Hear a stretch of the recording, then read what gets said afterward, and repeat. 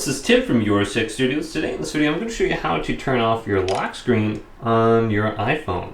So if you have this lock screen right here and you want to turn it off so you don't have to type in a password or something like that, just go to settings and scroll on down, and we are looking for Touch ID and Passcodes right here.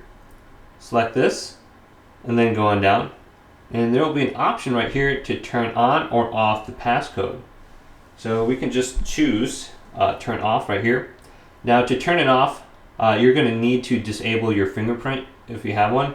So you need to go to your fingerprint right here and just turn off the Touch ID. And once you turn off the Touch ID, then you can turn off your passcode. So go and look at that, and then you can go to iPhone unlock, just check mark all these off, and then you can just go through here without having to type anything in.